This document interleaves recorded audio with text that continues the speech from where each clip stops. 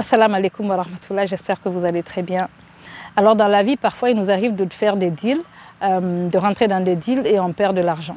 On perd beaucoup d'argent, on devient vraiment déçu en fait. Dans le Coran, Allah subhanahu wa ta'ala, il nous parle d'un deal qui n'est jamais perdant.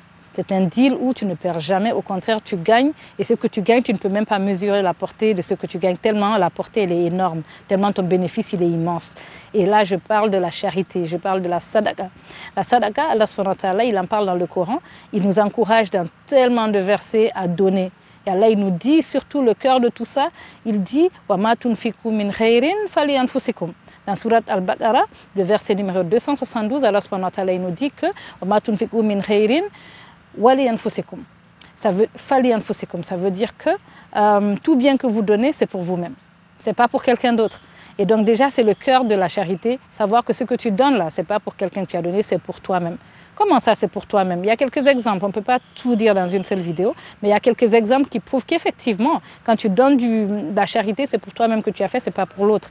Par exemple, si aujourd'hui tu donnes de la charité à quelqu'un, il y a le prophète sallallahu alayhi wa sallam qui nous dit que la charité éteint les péchés comme l'eau éteint le feu. Si tu as des péchés, tu ne sais pas quoi faire de tes péchés tellement ils sont immenses. Le prophète te dit sallallahu alayhi wa sallam que la charité éteint les péchés comme l'eau éteint le feu. Tu vois bien dans cet exemple que la charité que tu donnes, c'est déjà un avantage pour toi. Ça veut dire qu'à travers cette charité, tu es en train d'éteindre tes péchés. Donc si tu regardes quelqu'un dans le besoin, tu penses que tu es en train de lui faire du bien, c'est la personne qui te fait du bien en acceptant ta charité, parce qu'à travers cette charité, tu es en train d'éteindre tes péchés qui te permettent d'être en sécurité le jour du jugement et Inch'Allah d'aller au paradis, bi'idhnillah wa ta'ala. Ça c'est un exemple. Il y a tellement d'autres exemples, mais on ne peut pas tout dire. Donc ce que je vais partager d'autres, c'est un exemple de ce qui m'est arrivé moi. J'ai économisé tellement d'argent cette semaine et c'est d'ailleurs ce qui m'a poussé à parler de ce sujet-là, parce qu'Allah m'a montré de manière claire et presque immédiate lorsque j'ai donné une charité qui n'était même pas immense. Mais Allah, avec Allah, rien n'est petit. C'est une intention qu'il voit. Et donc, je vous donne rapidement l'exemple pour vous donner la leçon après. C'est qu'il y a un produit qui coûtait 680 000 francs de quelque chose que je devais absolument acheter. Et ensuite, quand la première personne m'a donné le prix de ce produit-là, 680 000 francs CFA, je me suis dit, ah, c'est trop cher et tout. J'étais un peu pas contente, mais je me suis dit, ok, je vais me donner un peu de temps. Qu'est-ce qu'Allah subhanahu wa ta'ala il fait? La nuit de ce jour-là, je suis dans un groupe de sœurs et donc on a partagé un message de quelqu'un qui était dans le besoin. Et donc, on a partagé le message de quelqu'un qui était dans le besoin. Je me suis dit, ah, j'ai pas trop de cash actuellement. Mais qu'est-ce qui s'est passé? Allah subhanahu wa ta'ala, il m'a facilité de donner de la charité cette nuit-là. C'était même pas beaucoup, subhanallah, mais Allah m'a permis de le faire. Et une fois que je l'ai fait, qu'est-ce qui s'est passé? Le lendemain, Allah, il m'inspire d'appeler quelqu'un d'autre pour demander son avis sur ce produit que je voulais acheter. Et à la fin de l'histoire, pour que l'histoire soit pas trop longue, la fin de l'histoire, c'est que ce produit qui devait me coûter 680 000, finalement, il m'a coûté 212 000 francs CFA. Et si je n'avais pas donné cette charité cette nuit-là, si j'avais hésité, si j'avais pensé à mes problèmes et tout, je suis presque certaine que Allah ne m'aurait pas ouvert la deuxième porte où j'aurais pu économiser près de 400 000 francs CFA. Et donc, hamdulillah rabbil alamin, même plus de 400 000 francs CFA. Parce que quand tu compares 680 000 à 212 000, c'est beaucoup plus de 400 000 francs CFA que j'ai économisé. Et comme je disais, ce que j'ai donné comme charité, c'était tellement plus petit que ces 400 000.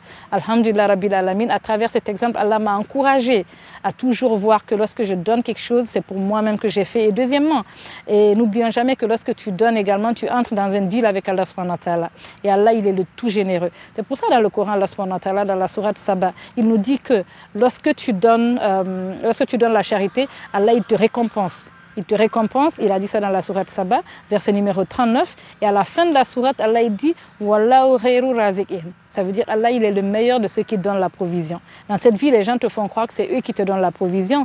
Mais ce n'est pas possible, parce qu'eux-mêmes, ce qu'ils te donnent, c'est Allah qui leur a donné. Et donc Allah, il est Khairu Raziqin, c'est lui qui est le meilleur de ceux qui fournissent la provision. Et donc, encore une fois, Allah il nous encourage à toujours donner, à ne pas penser à notre situation peut-être, genre, à nous faire peur de la pauvreté. Également, Allah, dans le Coran, dans la sourate Baqarah, il nous prévient, dans la sourate Baqarah numéro 268, le ayah, Allah il nous dit que Iblis, il veut nous faire peur, il veut nous montrer notre pauvreté. pour nous empêcher de donner. Et Allah, dans le même verset, il dit, mais Allah, il veut vous pardonner et Allah, il veut vous donner plein de récompenses. Et donc Allah encore, il dit dans ce verset où il nous prévient qu'Iblis va nous faire peur, il finit le verset en disant, Wallahu wasi'un alim. Allah, c'est lui qui est large, il est vaste. Et puis Al-Alim, c'est lui qui a la connaissance, c'est lui qui sait ce qui se passe. Et donc, Iblis, c'est lui le menteur. Il te ment, il dit, ouais, si tu donnes ça, tu vas devenir pauvre. Regarde tous les problèmes que tu as, tes enfants, ta maison qui n'est pas finie, etc. La galère va t'attraper. Iblis, c'est un menteur. Et Allah, il te dit la vérité en te disant, il est wasi'un alim. Lui, il est large et puis c'est lui qui a la vraie connaissance. Ce n'est pas le menteur Iblis qui n'a pas de connaissance en plus, qui veut faire peur aux gens. Donc Allah, il nous décourage d'écouter Iblis ou de nous laisser prendre par la peur et de nous empêcher de donner. C'est quand tu donnes la charité que tu es en sécurité. Quand tu donnes la charité, tes péchés, ils s'éteignent comme le feu, comme l'eau éteint le feu. Ça, c'est dans Sahih Tirmidhi, le prophète a dit ça. Ensuite, quelque chose qui est hyper important, n'oublions jamais, lorsqu'on donne la charité, on doit avoir la bonne intention. Dans notre religion, tout est basé sur l'intention. Si tu fais une action, même si elle a l'air énorme et que tu n'as pas la bonne intention, tu es perdu et tu as perdu ton temps, tu as perdu tes biens. Pourquoi? Parce que tout est basé sur l'intention. Allah, il ne récompense que les choses basées sur la base de l'intention. Et donc, lorsque tu donnes la charité, il ne faut pas que tu donnes parce que tu veux que les gens disent que ouais, elle a donné à telle personne, il a donné à telle personne. Il ne faut pas que tu fasses pour que les gens te félicitent. Il ne faut pas que tu fasses pour que les gens pensent que tu es quelqu'un de bien. Parce qu'Allah, il te voit. Il te voit au fond de ton cœur, il sait si tu es bien ou pas. Allah, il sait pour quelle raison tu as donné. Donc, faisons très attention à toujours purifier nos intentions lorsqu'on est en train de donner de la charité.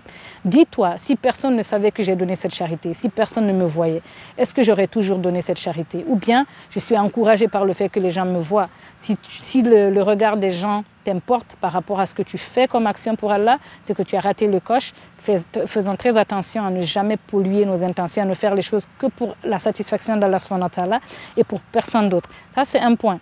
Le second point qui est très important, c'est que la charité secrète est très encouragée. Parce qu'aujourd'hui, tu vas donner de la charité, tu ne sais pas si tu es sincère, mais si tu as fait une charité secrète, là, tu sais que tu as été sincère. Si aujourd'hui, par exemple, je donne l'exemple de l'argent que j'ai économisé parce que j'ai donné une charité, c'est parce que, Inch'Allah, je prie que ça soit bénéfique à mes frères et à mes sœurs.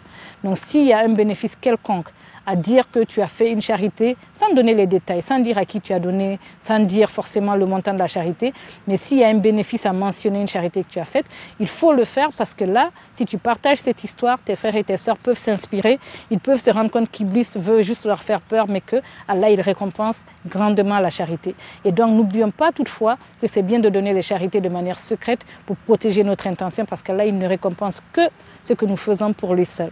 D'accord? D'autres points aussi qui sont importants par rapport à ce sujet sur la charité, n'oublions pas que c'est le meilleur investissement. Le Coran également, là, il mentionne combien de centaines de fois il multiplie la charité que nous donnons. Donc c'est le meilleur investissement, c'est le deal qui est le seul deal qui est toujours rentable. C'est la charité que nous donnons, la sadaqa. En plus, sadaqa, ça vient de siddiq, ça veut dire la vérité. Il n'y a rien de plus véridique que donner une charité sincère. Donc il y a sadaqa. Le prophète sallallahu alayhi wa sallam, par exemple, il s'appelait As-Sadiqul Amin, celui qui était véridique. Abu Bakr Siddiq, As-Siddiq, c'est celui qui dit la vérité. Et donc, la sadaqa, c'est quelque chose qui est sincère, ça dit la vérité sur toi. La sadaqa dit la vérité sur ce que tu prétends avoir comme foi en Allah. Si tu as la foi en Allah, tu ne peux pas ne pas donner la charité. Tu es obligé d'être généreux si vraiment tu as la foi en Allah subhanahu wa ta'ala, parce que tu sais qu'Allah, il est Khairu Raziqin, il est le meilleur de celui qui donne la provision. C'est lui qui t'a rendu riche, il va encore te rendre encore plus riche si tu continues à donner aux gens qui sont dans le besoin. Pour conclure, ce que je dirais, c'est que quand tu donnes la charité, effectivement, comme Allah il a dit, quand tu donnes la charité, c'est pour toi-même. Mais il dit aussi dans la même sourate, dans le même verset numéro 272, il dit et Allah, quand tu donnes la charité, il va te récompenser. En plus, il ne va pas te faire du tort. Donc, si on donne la charité, sachant que c'est pour nous-mêmes, ce n'est pas pour les gens. Tu penses que tu as fait du bien à quelqu'un, mais tu as fait du bien à toi-même. Tu as fait du bien à ta vie. Parce que quand tu donnes la charité, non seulement tu t'économises les problèmes, Si tu ne donnes pas l'argent aujourd'hui, demain, tu auras un problème qui va faire que tu vas dépenser cet argent de toutes les façons. Donc, en donnant la charité, on a des deals qui font qu'on économise de l'argent. En donnant la charité, il y a des problèmes qui allaient venir dans nos vies, mais Allah, il nous enlève ces problèmes-là. Par exemple, tu as un enfant qui allait tomber gravement malade parce que tu as donné de l'argent pour soigner l'enfant de quelqu'un d'autre. Ça devient une charité pour toi et ton enfant. Il est sauvé, il ne tombe pas malade. C'est des exemples. En fait, dans l'invisible, tout est caché. Mais Allah, il nous dit que la charité que nous donnons, on ne sait pas jusqu'où les bénéfices de cette charité vont aller. Et sache aussi que dans l'argent qu'Allah te donne, il y a la part des pauvres. Si tu as un certain montant d'argent dans ta poche ou dans les comptes bancaires, sache que si tu ne donnes pas la part des pauvres qui est dans ton argent, tu vas avoir des problèmes que tu ne peux jamais imaginer. Ça veut dire que l'argent, ce n'est pas pour toi seul. Il y a la part des pauvres dans ton argent. Si tu ne sors pas cet argent, tu finiras par le regretter, car les regrets ne serviront plus à rien. Et donc, pour conclure, sachons aussi que si tu n'as pas beaucoup d'argent de manière matérielle, il y a beaucoup de choses qui peuvent servir de charité. Le prophète sallallahu alayhi wa sallam, il a dit par exemple que le fait de sourire à ton frère ou à ta sœur, c'est une charité. Dans Sahih Tirmidhi, il a dit ça. Également, le fait d'enlever un obstacle de la route pour ne pas gêner les gens, c'est une preuve de la foi. Également, le fait de porter les paquets pour les gens, c'est des exemples que je donne. C'est une preuve que tu as la foi et c'est également des actes de charité que tu fais pour les autres. Et donc, sachant qu'il n'y a pas que l'argent, toujours l'argent, mais si tu as de l'argent, il faut le dépenser en charité. Avec l'espoir qu'Allah subhanahu wa ta'ala, Khairur Raziqin, le meilleur des donateurs, des pourvoyeurs, il te donnera. Allah Al-Karim, le tout généreux, il te donnera. Si tu n'as pas peur de la pauvreté, Allah il va te prouver que tu as eu raison parce que c'est lui qui possède la générosité. Donc quand tu es généreux envers les gens, moi j'ai vu ça encore et encore comme avec des preuves. Si tu deviens généreux, Allah il va te montrer que c'est lui qui est le très généreux, le tout généreux. Et également, tu verras que les biens viendront vers toi. Le monde viendra vers toi. Il y a des gens qui sont riches, ils ne font que donner. Les gens pensent que non, ils ne réfléchissent pas. Les vraies personnes qui ont rencontré la générosité d'Allah, ils savent que lorsqu'ils donnent, Allah leur remplace encore plus. Maintenant, ils ne peuvent pas vivre sans donner. Ils ne font que donner, donner parce qu'ils ont vu de leurs propres yeux qu'Allah, lorsque tu dépenses pour sa cause, lorsque tu donnes à ceux qui sont dans le besoin, il te rembourse et il augmente pour t'encourager parce que c'est lui qui possède la générosité.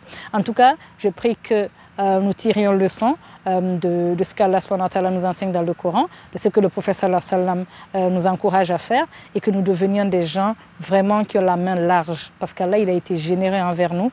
Nous aussi, on doit être généreux envers les autres. En tout cas, c'était juste un rappel. N'oublions pas que cette vie, c'est comme un champ où on doit planter des graines qu'on doit après récolter, bismillah ta'ala, lorsqu'on va mourir, dans la vie qui ne finit jamais. Et donc, utilisons cette vie-là pour préparer du bien pour nous-mêmes, utilisons cette vie pour gagner le paradis qu'Allah nous a promis et évitons de nous laisser tromper par Iblis, par Shaitan, qu'Allah le maudisse, parce que lui, il n'a plus d'espoir. Et voilà, donc encourageons-nous mutuellement à donner aux autres, encourageons-nous mutuellement à dire des bonnes paroles aux autres et à ne pas penser qu'on est meilleur parce qu'on a des biens. On n'est pas meilleur, c'est juste Allah veut nous tester. Est-ce qu'on va être généreux avec l'argent? Est-ce qu'on va le cacher et le garder?